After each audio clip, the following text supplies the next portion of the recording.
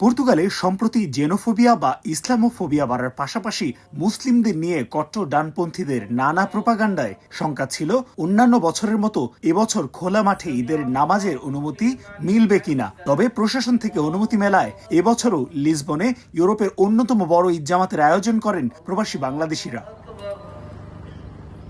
সকাল 8:30টায় ঈদের প্রধান জামাতকে কেন্দ্র করে বেশ খানিকটা সময় আগেই কানায় কানায় পূর্ণ হয়ে যায় রাজধানী লিসবনের মার্তিন মুনিজ পার্ক। বাংলাদেশিরা ছাড়াও অংশ নেন পর্তুগালে বসবাসরত অন্যান্য মুসলিম অভিবাসীরাও।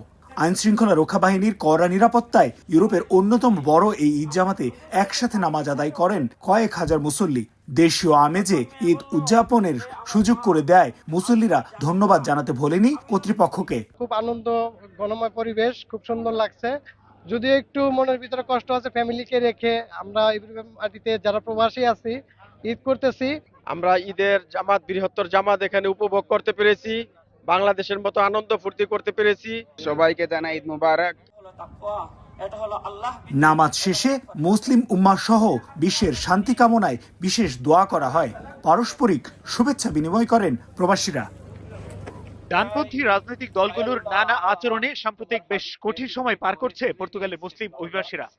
এর মধ্যে নির্বিঘ্নে সুবিশাল পরিসরে এরকম ঈদের নামাজ এখনো জানান দেয় পর্তুগাল ধর্ম বর্ণ নির্বিশেষে সবার অধিকার রক্ষায় বদ্ধপরিকর। সামনের দিনগুলোতেও এই ধারাবাহিকতা অব্যাহত থাকবে এমনটাই আশা অভিবাসীদের। তারিকুল হাসান আশিক, সময় সংবাদ, লিসবন, পর্তুগাল।